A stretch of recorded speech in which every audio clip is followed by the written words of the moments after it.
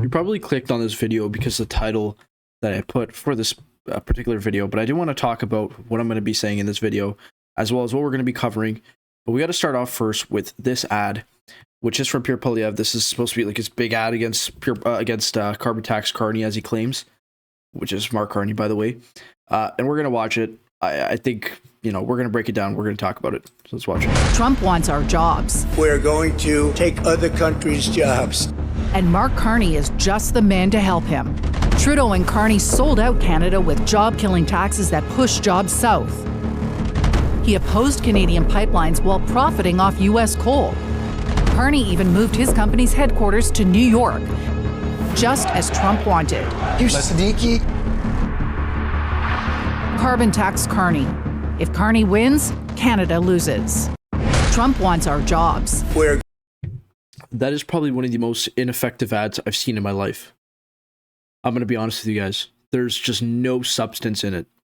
So he spoke about, we're going to break down bit by bit, but first of all, he says Trump wants our jobs. Okay. I'm not really sure about that, because that's not true necessarily, because what Trump wants, he doesn't want our jobs per se. He wants more American jobs, or at least he virtue signals that he wants that. Doesn't really want that, to be honest with you, if you look into some of his other rhetoric. But nonetheless, let's say that we're going with the argument that he wants our jobs. Okay, fine. How is Mark Carney contributing to that? So he goes on to explain, what is it here? Yeah, he keeps saying Carney, Trudeau, liberals. I don't understand that, because we're going to talk about that in a second. Job-killing Canada with job-killing taxes that push jobs south.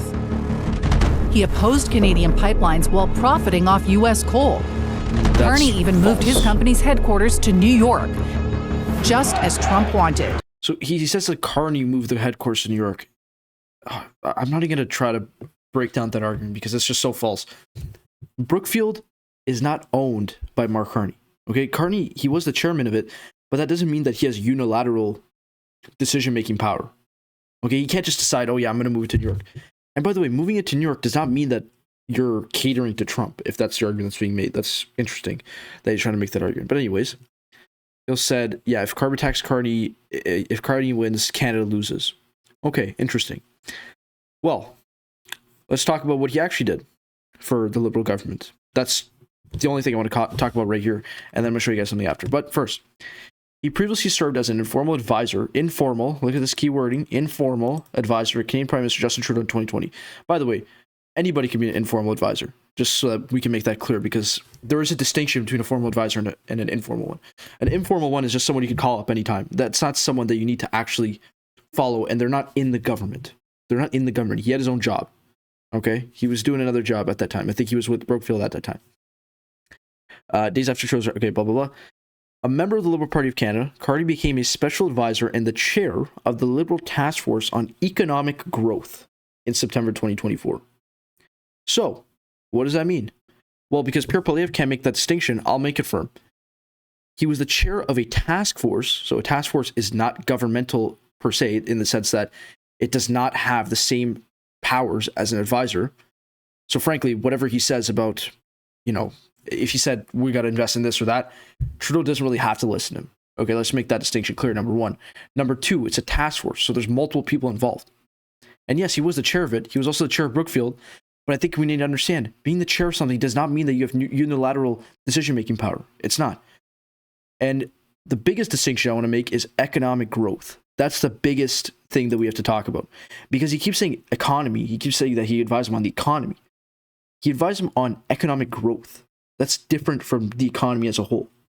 So I think there's a lot of holes that can be poked easily, but that's not really the point that I'm trying to make here. I think the point I'm trying to make here is that, that's not what I want to show. I'll show that in a sec. But this ad, what does it accomplish? That's my question. What does it accomplish?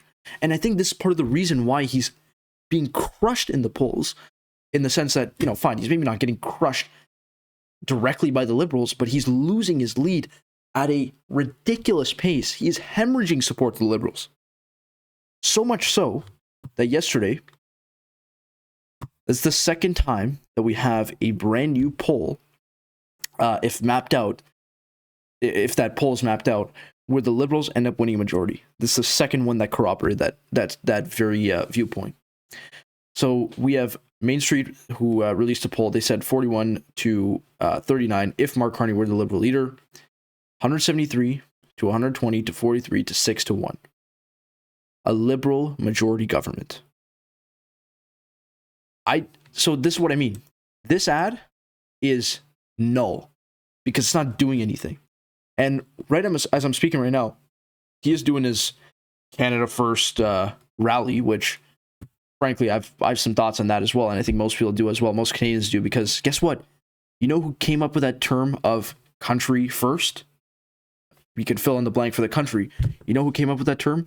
Donald Trump. America first. That's what he was running on the whole election. And guess what that ended up happening? Guess what happened? He's not really America first. He's trying to take over other parts of the world, trying to take over Greenland, Panama. He wants to take over Canada. He wants to go into Mexico. That's not America first. So what does Pierre Poilievre want to do? Because the fact of the matter is we are not imperialists. We don't have the power to be imperialists. So what does that mean? Will he sell out our interests? I don't know. We'll have to see about that. But first I want to talk about this really quickly, and then I want to show another thing really quickly after that. Patriotism, a big rally, and of course new slogans. Inside Pierre Poilievre's Trump-induced strategy shift. So this was published yesterday by the National Post. Conservatives believe the cost of living and crime to be top issues, but also rising sense of national pride, which Pierre Poilievre wants to capture. So I did actually watch some of his rally right now, and I think he's stuck in a trance, sort of. You know, he's too focused. I wouldn't even say too focused. I think he's obsessed with this whole carbon tax Carney thing. And candidly, that's not really the right approach I would be taking if I'm a conservative. Because the fact of the matter is, the more time you spend attacking your opponent, who is not even giving you the time of day, like Carney has mentioned Pierre Poilievre a few times, but he doesn't really talk about him, the more you keep attacking him, the more people are going to be turned off. Okay, I'm talking about the average voter. The average voter doesn't want to hear this kind of rhetoric and these kinds of attacks during a moment where our country really needs to make a huge shift in what we do in terms of the economy, in terms of trade, and all that kind of stuff. It's really not the right solution, and it's really not the right approach. So look at this. Leading up to the branding relaunch, National Post spoke with 17 conservative insiders, veteran strategists, organizers, MPs, and grassroots members to understand the challenges Poilievre faced in some of the party's thinking and reiterating his pitch. The main thing they said is that it all starts with Trump. Interesting. So if you watch his actual rally, though, I did watch it. I watched about 15, 20 minutes of it. He spoke about Trump for maybe 2 minutes or so, and then the rest was just carbon tax Carney, Carney, Trudeau, all that kind of stuff, all that same boring language that he keeps using over and over again. I call it boring because he keeps saying it over and over again. I want to talk about this really quickly. Pierre Poilievre's net worth. So for those that are wondering, or saying that, oh yeah, Mark Carney's this World Economic Forum spy or whatever, World Economic Forum person that was installed. Let's talk about the net worths. We'll talk about it because I think the numbers are important and they don't lie. And this has been corroborated by multiple sources. I'm just going on this one because it says Pierre Poilievre News, so they do cover all things Pierre Poilievre. And this is from the editorial team. And you guys can look it up as well. I mean, we can look at it separately. You guys can literally look back right here. There's many sources that talk about his net worth, and yeah. Anyways, I'll go to this website in particular because it does talk about Pierre Poilievre specifically. Pierre Poilievre's net worth is estimated at $25 million Canadian. Interesting. Placing him among Canada's wealthiest politicians. So their estimates range from $4.18 million to $25 million. And if you take a look at the sector allocation, look at this. He has a $14 million real estate portfolio. $14 million. You know what's even worse? He has $10 million in the stock market. $10 million. Now, for those that are actually having issues with groceries, like the rest of us, grocery payments, mortgages, all that kind of stuff, you're telling me that this guy who has $10 million in stock market investments on a government salary is someone that's looking out for us? What are we talking about? Like, what is this? And the funniest thing, I love it when people make this argument because the fact of the matter is, I think Pierre Poilievre was most effective at conveying his message when Justin Trudeau was around. When Mark Carney entered the arena, I don't know what happened. I don't know if it was him that panicked. I don't know if it was his people that were panicking. Something flipped, and clearly it has not been working out. I think he's made it worse and worse, and that's why these poll numbers are getting worse. But you're telling me a guy who has been on a government contract, by the way, he only makes, I say only, but it's not really only, but he makes $300,000 a year. Okay. And that, if you're really going to be honest, if we do the math really quickly, we don't even have to do it. But over 20 years, that does not even get anywhere near, $9.61 million in stock market investments. He has to pay taxes. He has to pay for his housing. He has to pay for food. He has to pay for his bills, all that other stuff, internet, all that kind of stuff. Yet he has $10 million in the stock market. He has $14 million in real estate. Interesting. Now, look at this. So this is the resumes of both Pierre Poilievre and Mark Carney. And I think this really does tell a lot about why people are trying to go, more so towards the Mark Carney camp rather than the Pierre Poilievre camp. He has a bachelor's in international relations at the University of Calgary, which, might add, he graduated at the age of 30 because he dropped out to become a political aide at, I think it was 20 or 21 years old. He's a landlord and real estate speculator, lifelong politician, 20 years in office, 0 bills to his name, and that is a fact. He has not passed anything. Now, in fairness, Mark Carney hasn't either. Okay?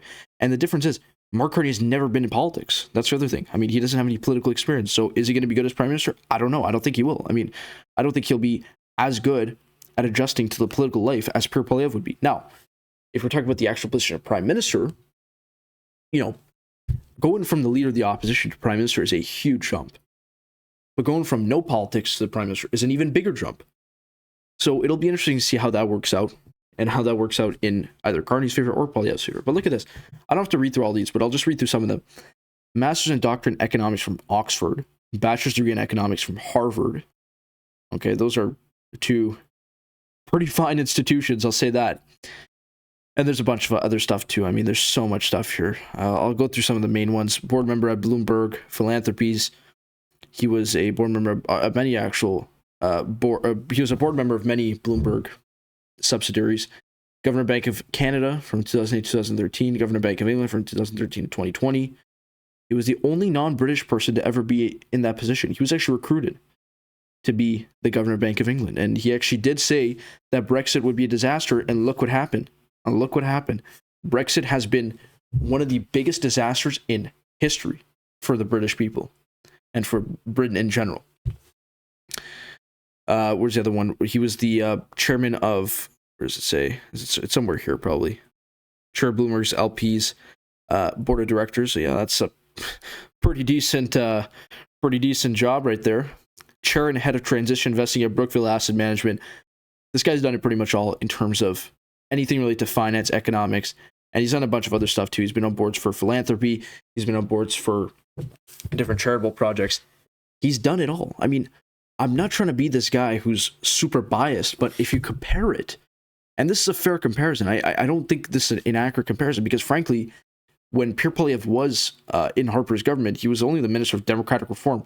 Not to minimize that position, but the Minister of Democratic Reform is not one of your top people. Your top people are finance, foreign affairs, and defense. Those are your top people. So Democratic Reform is probably like a second or third tier cabinet position. I'll be honest with you.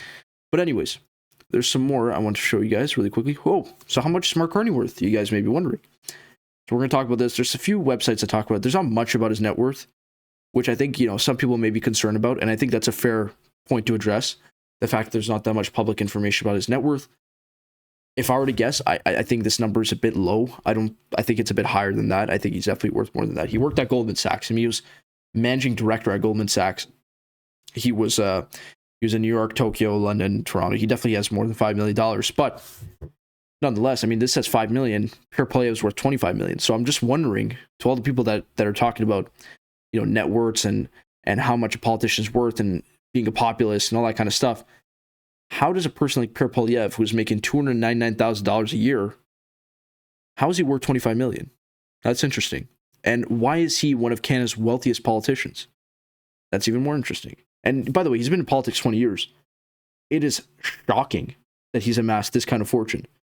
I mean, if he is really the type of person that we're thinking about, who's really flipping every single project and making this much money, he should have been the prime minister a long time ago if this is the kind of stuff he's doing. But I think there's some questions related to the fact that he has a $10 million stock market a portfolio, which is shocking. I mean, on a government contract is insane to have $10 million Now, again, I do want to talk about this really quickly. This is the Poilievre one, the patriotism thing that we're talking about. Oh, right here. So some also made the point. So here, look at this. By early February, the message had sunk it. Pierre Poilievre needed to appear more serious about the gravity of the trade threats. He did not criticize Trudeau's announcement of retaliatory tariffs. At the same time, he swapped out his more casual look for a suit, and signs on his first press conference podiums were changed from Axe the Tax to Canada First. So this is part of his rebranding. Now, in fairness to him, I do think that it was effective to make a change. I don't think the strategy that he was using before with the Axe tax, the carbon tax being the biggest issue, was really effective, because it really wasn't. It wasn't reflecting in the polls. But I did watch his speech at the rally, and he was still fixated on the carbon tax, probably more so than ever before. There's a line that he said. He was like, people were saying that I should change the carbon tax thing or something like that. The carbon tax election idea, like in the sense that he was saying the biggest issue is the carbon tax. He's like, some people were saying I should change that. And he goes, after much reflection, I've realized that it's even more of an issue. And it's like, it's not. It's not an issue. It's a non-issue at this point. Okay, all candidates were going to potentially be the prime minister, other than Jagmeet Singh, obviously. But the main two candidates, Pierre Poilievre and most likely Mark Carney, in the next election, they both stated that they would get rid of it. So why are you fixating on that? Why don't you fixate on the fact that our country needs to diversify our trade from the Americans? Why is he not fixating on that? He needs to stop focusing on the carbon tax, number one. He needs to stop focusing and make it seem like Carney is like, the devil reincarnated with Justin Trudeau and they were plotting evilly for Canada. Because the fact of the matter is, whether you believe that or not, it doesn't really matter. The average person does not care. They don't think that way. They don't think that Mark Carney's some evil backdoor, dealer who's doing this kind of stuff to destroy Canada. Nobody actually believes in that. Okay, at least most rational people don't believe in that. What would be a more effective argument, and I really do think this with my wholehearted view, would be a more effective argument would be, what am I going to do for the country once I'm in office, once I'm prime minister? And that's what I'm referring to Pierre Poilievre. What is he going to do if he steps in to the prime minister's office on whatever day he gets sworn in? What is the first thing he does? What is the first thing he does when he gets on a phone call with Donald Trump? What is the first thing he does, for anything pretty much, but mostly related to the Americans and the tariffs? What is he going to do? And to be quite honest with you, this carbon tax argument is weak. It's not working. And it reflects. When you are now losing, and you're losing very badly to the point that the Liberals are projected to win a majority. When you're in that kind of situation, I think something really drastic needs to change. And, him going off script today, during his rally, is not a good sign. That's not a good sign. That's a sign that you're losing control. What I would say to him is, you need to stop with the carbon tax messaging, and you need to start focusing on what is actually affecting Canadians. Because the fact of the matter is, yes, the carbon tax did affect Canadians at some point. Okay, it affects all of us. I mean, when you go to the pump, I hate paying that extra tax. Everybody does. But the fact of the matter is, it's going to be gone soon. It's going to be gone very soon. So I understand. You know what I would say, actually, related to the carbon tax, if I was Pierre Poilievre? I would actually claim victory for the fact that Carney got rid of it, or is claiming that he's going to get rid of it. That's something that would be more effective, because then you can actually say that, hey, my pressure actually worked, and they actually got rid of it. That would be more effective than saying, oh yeah, it's still a carbon tax election, because nobody cares about it as much anymore. What people care about is our sovereignty, number one. They care about our jobs. They care about not going to recession, and they care about our national pride. That's what they care about. Now I want to show this really quickly. This is a clip of Pierre Poilievre. This is in his own words. It's not the Americans' fault. It's our fault. We're stupid. Okay, let's watch this. Canada is broken. Canada is broken. It's not the Americans' fault. It's our fault. We're stupid. Everything in Canada is broken. Okay. Canada is broken. Everything is broken in Canada. Everything is broken. Everything is broken. Everything is broken. Everything is broken. Everything is broken. I think Canada would be much better off being a 51st state. Canada is broken. Canada Oh, is start again. Interesting. So, okay, Canada is broken. Interesting. What are you going to do about it? That's what we want to hear. That's what the Canadian people want to hear. You know, his base, I mean, frankly, the base is not holding up right now because the amount of people that are now flipping on a dime, you know, these are not fake poll numbers. This is 41 to 39. This is Main Street. Main Street has been around for a very long time, and they've been accurate a lot of times. Now, I'm not saying this is completely accurate. I actually don't believe that they will win a complete majority. I'm referring to the Liberals. But if he keeps up with this kind of rhetoric, this number will start increasing, and it'll start being corroborated by other sources, including Nanos, including Abacus, including Ipsos. You know, you can talk about Ecos as well, but Ecos is another story. It's not looking good, and this strategy is not working out. What I'm saying right now is very simple. And I'll end off with this really quickly. If I'm a Liberal, I'm continuing with what I'm doing right now. If I'm Mark Carney, I'm continuing with what I'm doing. You know, you come out to speak once in a while. You don't start attacking your opponents because he's not really doing that. But you also need to start bringing more policy platforms in. Like, you got to start introducing your policy platform. We want to hear what you're going to do once you're in that office, because he is going to be in that office very soon. What is he going to do? When he is seeking re-election, what is he going to do? What's the long-term plan? How are you going to help Canadians? How are you going to help them in the immediate term? How are you going to help them in the long term? That's what we want to hear. For Pierre Poilievre, frankly, I think if I'm him, I want to debate with Carney right away. Because Pierre Poilievre, love him or hate him, he's a good debater. He's a good debater. And if he can get on that stage and start debating Carney on whatever may be any topic, I think he'll have a good chance of sort of convincing people that he is much better equipped to speak in high intensity situations. That's not to say that Carney isn't, but I think in a debate it would really show who Pierre Poilievre is and who Mark Carney is.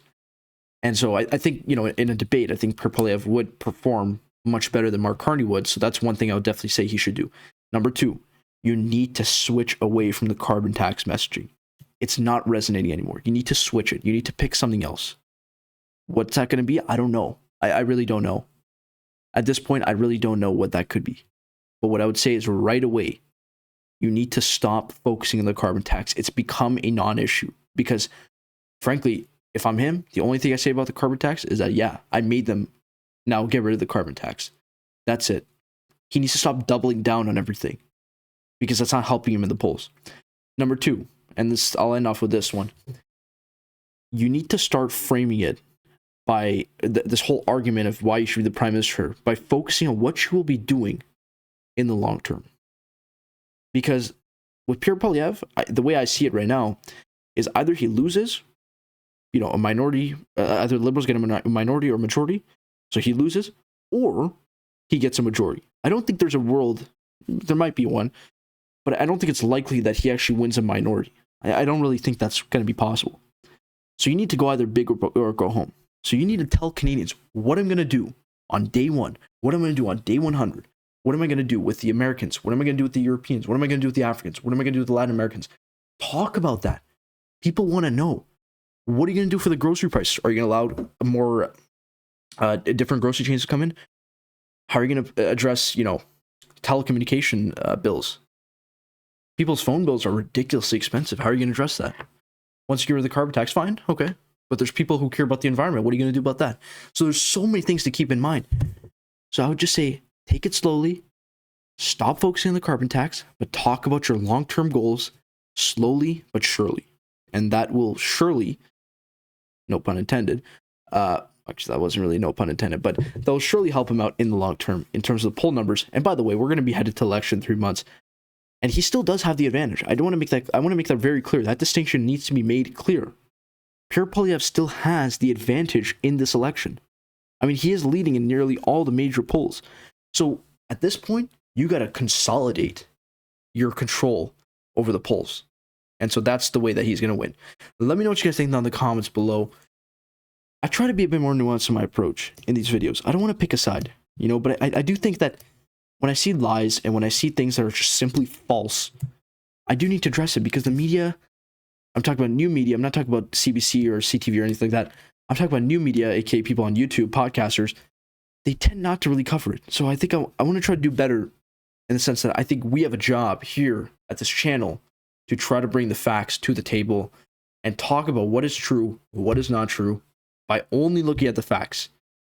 Okay, and I will start giving some of my input on, what they should be doing strategically, but I try to do that in an equal manner by not simply giving advice to one party and not simply hating on one party, but trying to incorporate multiple perspectives by attacking what's not going well and providing feedback for what could be going well. So let me know what you guys think down in the comments below. Is the carbon tax an effective strategy at this moment? And I really do want to hear what you guys have to say. And as always, thank you guys for watching, and I'll see y'all in the next one.